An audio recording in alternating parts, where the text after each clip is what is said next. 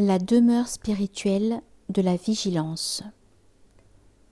Al-Muraqaba, la vigilance, relève des stations du verset « C'est toi que nous adorons, c'est de toi que nous demandons assistance ». Dieu qu'il soit exalté a dit « Sachez que Dieu sait ce qui est en vous, prenez garde à lui ».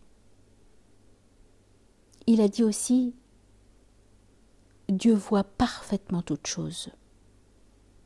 Et encore « Où que vous soyez, il est avec vous ». Dieu voit parfaitement ce que vous faites. Il a dit aussi qu'il soit exalté. Ne sait-il pas que Dieu voit tout? Et encore, car tu es sous nos yeux. Il a dit aussi qu'il soit exalté. Dieu connaît la perfidie des regards et ce qui est caché dans les cœurs. Et il y a bien d'autres versets du même ordre. De même, dans le hadith sur Djibril, que la paix soit sur lui, il est dit qu'il a interrogé le prophète alayhi salatu wassalam sur al-ihsan, la perfection. Et il lui a répondu, c'est que tu adores Dieu comme si tu le voyais. Car si tu ne le vois pas, lui, il te voit. Al-Muraqaba, la vigilance, consiste en ce que le serviteur sache en permanence et avec certitude que Dieu, qu'il soit magnifié, exalté, voit son extérieur et son intérieur. Avoir en permanence cette connaissance et cette certitude constitue al-Muraqaba, la vigilance. Elle lui indique que Dieu, qu'il soit glorifié, le surveille, le regarde, l'entend et voit son œuvre à chaque moment, en tout temps, à chaque souffle et à chaque clin d'œil.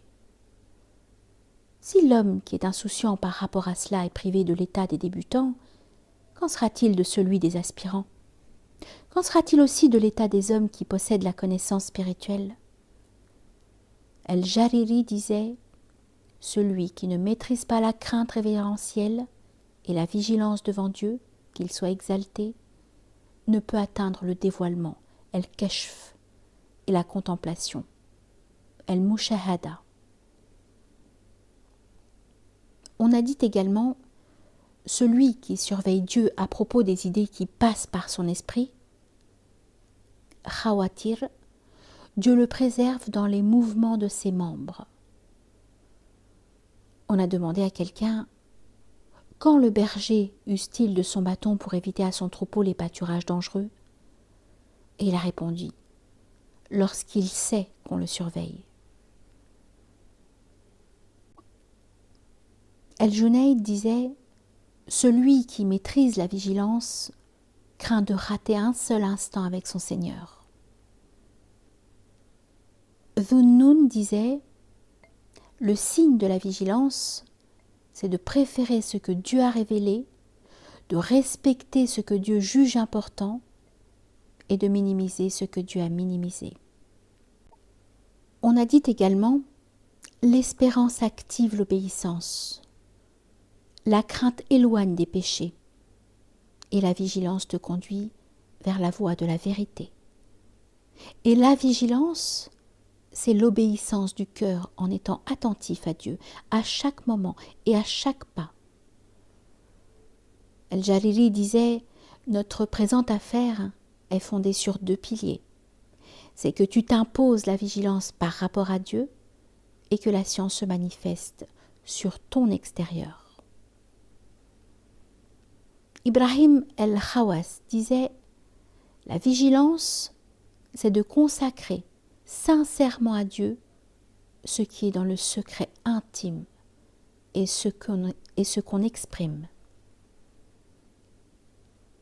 On a dit également « Les meilleures choses que l'homme s'impose dans cette voie, ce sont l'examen de conscience, el-muhasaba, la vigilance, el-muraqaba, et le fait de gouverner son œuvre par la science. » Abu Hafs a dit à Abu Uthman el-Nisaburi « Lorsque tu t'installes pour prêcher aux gens, exhorte ton propre cœur et ton âme, et que leur réunion autour de toi ne te trompe pas, car ils surveillent ton extérieur, et Dieu surveille ton intérieur. Les maîtres de la voie sont unanimes pour estimer que la vigilance devant Dieu à propos des khawatir, les idées qui traversent l'esprit, est un moyen pour les préserver des mouvements extérieurs. Ainsi, celui qui est attentif à Dieu dans son secret intime, Dieu le préserve dans ses mouvements secrets et manifestes. Du reste, la vigilance, c'est l'adoration de Dieu selon ses noms. Al-Raqib, celui qui surveille. Al-Hafiz, celui qui préserve. Al-Halim, celui qui sait. Al-Sami', celui qui entend. Al-Basir, celui qui voit. Donc celui qui intellige ces noms divins et accomplit son adoration selon leur exigence, obtient et réalise la vigilance, el-muraqaba, et Dieu est plus savant. L'auteur des Manazil ajoute el-muraqaba, la vigilance, c'est d'être en permanence attentif à ce qu'on vise. Elle comporte 3 degrés.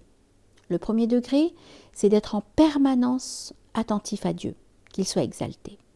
Dans le cheminement vers lui, en restant ballotté entre l'exaltation stupéfiante, la recherche exigeante de la proximité et la joie éclatante. Être en permanence attentif à ce qu'on vise implique la présence continuelle du cœur avec le but visé. Quant à sa parole, être ballotté entre l'exaltation stupéfiante, elle indique que le cœur est rempli de la grandeur de Dieu, qu'il soit exalté et magnifié. De telle sorte que cette attitude le ravit à toute estime pour autrui et l'empêche de se tourner vers lui. Ainsi, le serviteur n'oublie pas cette exaltation au moment de la présence de son cœur avec Dieu. Elle l'accompagne plutôt en permanence. En effet, la présence à Dieu implique un réconfort et de l'amour. Si ces 2 derniers sentiments ne sont pas accompagnés de l'exaltation et de la considération, ils produisent chez le serviteur une inclination à outrepasser les limites de l'adoration et à tomber dans la grossièreté. Car chaque amour, qui n'est pas accompagné d'estime et de considération pour le bien-aimé, est une cause d'éloignement par rapport à lui et de perte de son estime. Donc, les propos de l'auteur comportent 5 choses.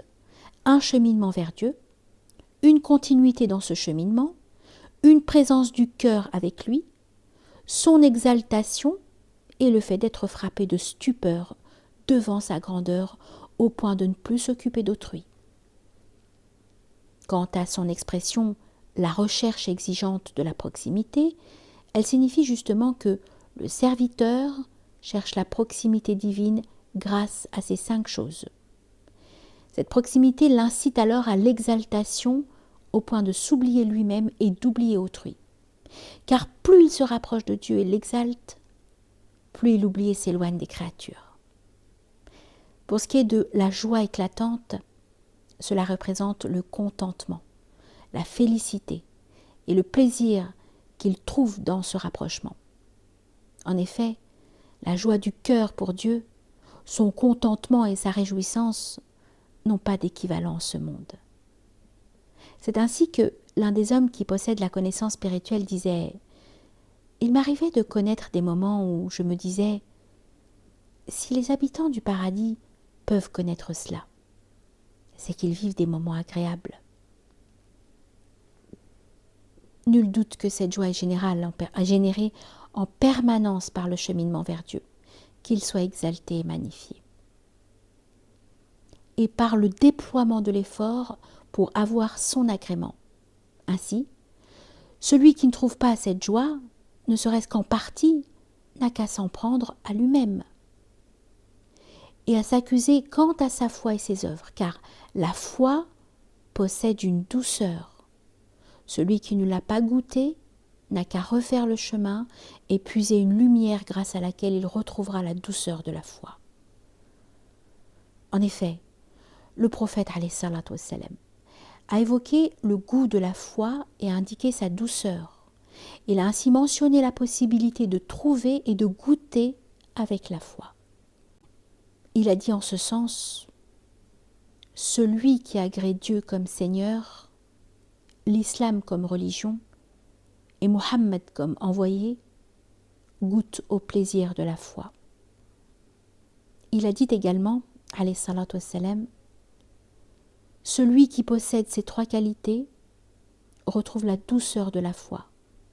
Un homme pour qui Dieu et son messager sont plus chers que quiconque, un homme qui aime son frère uniquement pour Dieu, un homme qui déteste de retourner à l'impiété après avoir été épargné par Dieu, autant qu'il déteste être jeté en enfer. D'ailleurs, j'ai entendu le Cheikh al-Islam ibn Taymiyyah, que Dieu sanctifie son âme, dire « Si tu ne trouves pas la douceur de l'œuvre dans ton cœur et une dilatation, tu dois t'accuser. » Il voulait dire par là que celui qui œuvre doit être nécessairement récompensé dans ce bas monde par la douceur qu'il retrouve dans son cœur. Sans cela, son œuvre sera défectueuse. Il ressort de tout cela que la joie de Dieu, sa proximité et la félicité qu'il procure poussent à redoubler d'obéissance pour lui et incitent à plus de sérieux dans le cheminement vers lui. L'auteur des Manazil ajoute que le deuxième degré consiste à être attentif au regard de Dieu, en rejetant l'opposition, en se détournant de l'objection et en chassant la grossièreté de s'exposer par la présence de son moi. Cette vigilance devant la surveillance de Dieu à ton égard, la préservation de l'intérieur et de l'extérieur, en effet, la préservation de l'extérieur consiste à protéger les mouvements extérieurs. Quant à la préservation intérieure, elle se réalise en protégeant les khawatir, les idées qui traversent l'esprit, les volontés et les mouvements intérieurs, comme le refus de s'opposer à son ordre et à sa parole. Ainsi, l'intérieur se dépouille de tout désir ou volonté qui s'oppose à son ordre, de toute volonté qui s'oppose à son vouloir, de tout soupçon qui s'oppose à son information, de tout amour qui rivalise avec son amour.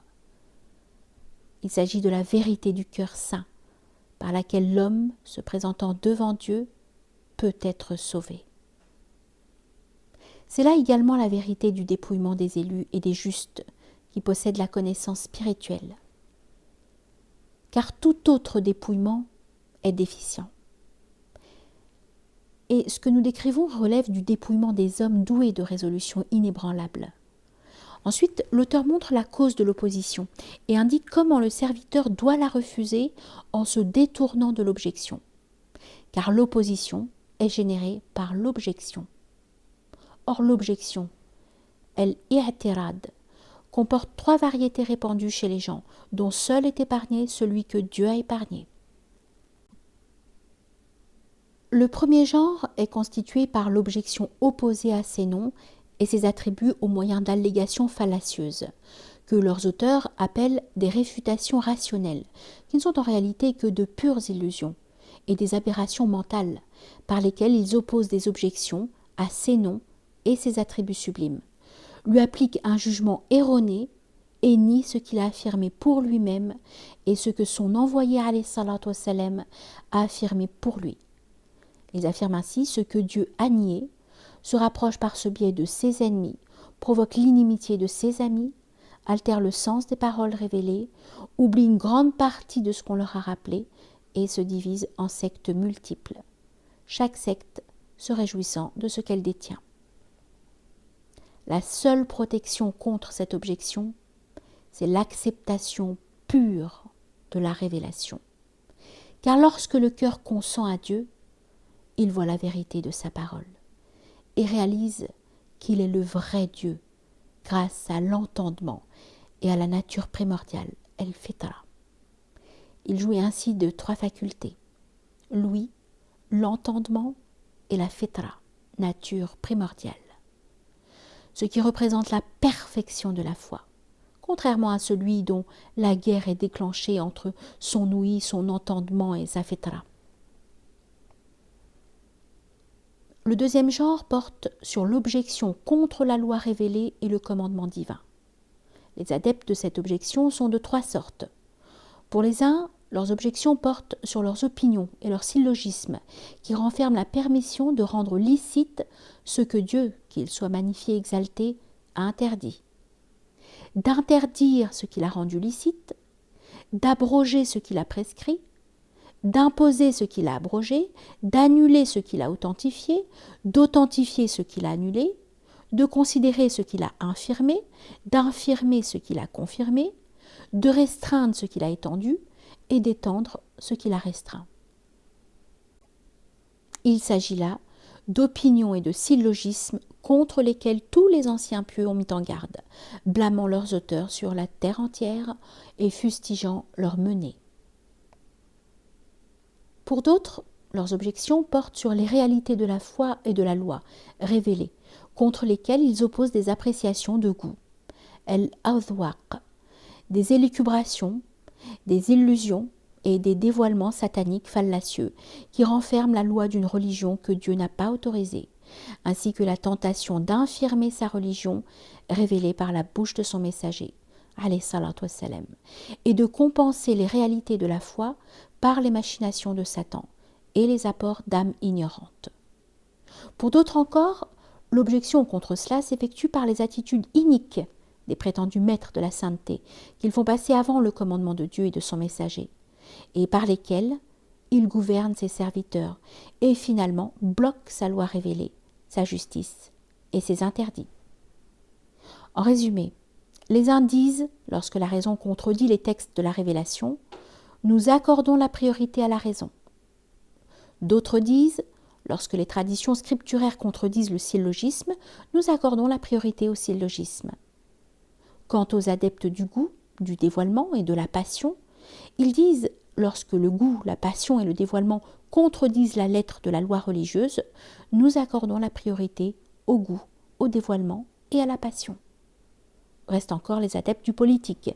Ils disent pour leur part, lorsque le politique contredit la loi religieuse, nous accordons la priorité au politique. Ainsi, chaque groupe institue face à la religion de Dieu et à sa loi une idole à laquelle il se soumet.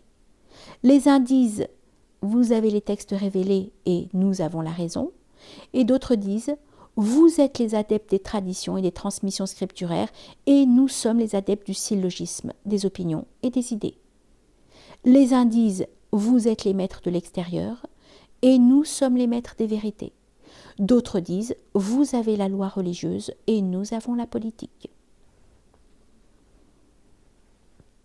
Quel malheur s'est répandu pour aveugler les esprits?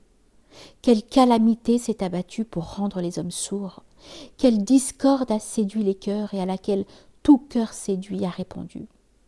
Quelle passion sévit pour frapper de surdité les entendements et aveugler les discernements? Tout cela a porté atteinte aux principes des dispositions légales et aux attributs sublimes du Maître de la majesté et de la munificence. Car chaque groupe s'appuie sur les ténèbres et les obscurités de ses opinions, et juge Dieu et ses serviteurs selon ses thèses corrompues et ses passions. De ce fait, la révélation s'est exposée à toutes sortes de falsifications et d'interprétations tendancieuses, et la religion est devenue victime de toutes sortes de corruptions et d'altérations. Dernier cas enfin, ceux dont l'objection est portée contre les actes de Dieu, ses arrêts et ses décrets. Il s'agit là de l'objection des ignorantins. C'est une objection qui peut être manifeste ou dissimulée et qui peut prendre des formes innombrables. Elle se répand dans les âmes, telle la fièvre à travers le corps de sa victime. Du reste, si le serviteur médite bien ses paroles, ses souhaits, sa volonté et ses états, il verra ça clairement dans son cœur, car au fond, toute âme oppose ses objections à l'arrêt de Dieu, à son décret et à ses actes, sauf une âme apaisée devant lui, qui l'a connue à l'aide d'une véritable connaissance accessible aux humains. Cela constitue alors sa part du consentement, de la soumission et du contentement plénier. Quant à l'expression de l'auteur en chassant la grossièreté de s'exposer par la présence de son moi, cela désigne un autre sens de la vigilance. Il s'agit de la conscience par le serviteur de son moi, de ses khawatir, idées qui traversent l'esprit, de ses sensations au moment de la vigilance et de la présence à Dieu. C'est une manière de sa part de s'exposer au voile de Dieu qui l'empêche d'accéder à la vision parfaite. Parce que la présence du serviteur a ses perceptions, ses sensations, ses émotions, ses sentiments et ses idées au moment de la contemplation constitue une exposition au voile. Il convient donc que ta vigilance, devant le regard de Dieu, soit débarrassée de ces fléaux. Or, ceci ne peut se réaliser que grâce à l'absorption par le dhikr, mention de Dieu, pour ne plus songer au moi et à ce qui provient de lui. C'est ainsi que tu peux acquérir la prédisposition à t'anéantir par rapport à ta propre existence et à l'existence de tout ce qui n'est pas Dieu, qui est l'objet du dhikr. Cependant, cette prédisposition ne peut se réaliser qu'en annihilant la grossièreté, car le dhikr implique de devenir absent au sens. Ainsi, celui qui mentionne Dieu en étant attentif à son regard et qui ressent ensuite ses propres khawatir, ses idées et son monologue intérieur, s'expose à ce risque, réveille les mondes intérieurs de son âme et se voile par rapport à celui qu'il mentionne, parce que dans l'auguste présence divine, il n'y a que Dieu, qu'il soit exalté, et personne d'autre. Or le serviteur ne peut atteindre ce degré qu'en possédant une puissante faculté de dhikr et un cœur rempli entièrement par la présence de Dieu, qu'il soit magnifié et exalté. L'auteur des Manazil poursuit en ces termes. Le troisième degré, c'est d'être attentif à l'égard de l'éternité, en contemplant la source de la primauté et en accueillant le signe de l'unicité. C'est d'être attentif à l'apparition des marques de l'éternité sur les moments de perpétuité. Et c'est d'être attentif à la sincérité pour se prémunir contre les pièges de la vigilance. Dans l'expression « être attentif à l'égard de l'éternité », celle-ci est une antériorité sans début. En contemplant la source de la primauté, c'est-à-dire en contemplant la primauté de Dieu sur tout ce qui est autre que lui, car il est l'éternité que rien ne devance. Ainsi, lorsque le serviteur contemple la source de cette primauté, il voit le sens de l'éternité et connaît sa réalité. L'étendard de l'unicité, at-tawhid, lui apparaît alors et il l'accueille comme on accueille les étendards des nations et des armées. Il s'agit de la contemplation de la singularité, de l'éternité de Dieu. C'est une contemplation où le serviteur voit que Dieu et que rien n'était absolument, que tout ce qui est autre que lui le fut après avoir été un néant. Lorsque les êtres s'anéantissent dans la contemplation et deviennent néants comme ils l'étaient dans l'éternité, le serviteur peut contempler la source de la primauté et s'éteindre dans la contemplation de celui qui n'a cessé d'être, pour ne plus voir ce qui n'a jamais été.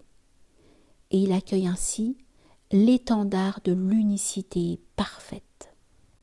Quant à l'expression de l'auteur « être attentif à l'apparition des marques de l'éternité sur les moments de la perpétuité », il a été indiqué que ce qui apparaît dans la perpétuité est la source de ce qui est connu dans l'éternité, et que ce ne sont que des renouvellements de ces instants, à savoir les moments de son apparition, ce qui constitue l'apparition des marques de l'éternité. Et c'est ce que l'intellect désigne comme éternité pour indiquer les potentialités noétiques à travers les moments de la perpétuité. Voilà le sens véritable selon moi.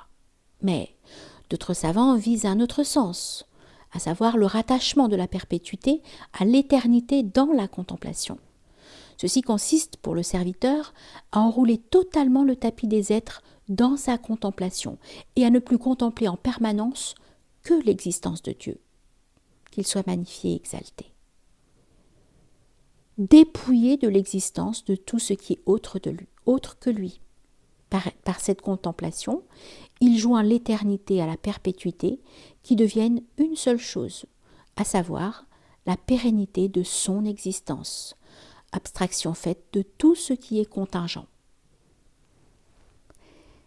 Il reste que la première contemplation est plus parfaite, car elle se rapporte à ses noms et ses attributs, à la primauté de sa science des choses et de leur instauration dans la perpétuité, conformément à sa science éternelle. Donc cette contemplation procure la foi, la connaissance et l'affirmation de la science, de la puissance, de l'agir, du décret et de l'arrêt divin. Quant à la seconde contemplation, elle ne procure en fait à son auteur ni connaissance, ni foi, ni affirmation d'un nom, d'un attribut, ni adoration bénéfique. Pour ce qui est de son expression, et c'est d'être attentif à la sincérité pour se prémunir contre les pièges de la vigilance, elle souligne l'extinction de la contemplation du vigilant par rapport à son âme et à ce qui en procède, car il s'éteint à lui-même à travers sa vigilance pour Dieu. En effet, s'il subsiste en contemplant sa vigilance, il tombe dans les pièges de cette dernière et ne parvient pas à s'en débarrasser parce que la contemplation de la vigilance n'existe qu'à travers sa subsistance. Or le but, c'est l'extinction et le fait de se libérer de son âme et de son emprise. Et tu sais qu'il y a au-dessus de cette attitude un degré plus élevé, plus noble et plus sublime, à savoir le fait d'être attentif au lieu de satisfaction du Seigneur et à ses courroux, en tout mouvement, de s'éteindre par rapport à ce qui courrouce le Seigneur en s'attachant à ce qu'il aime.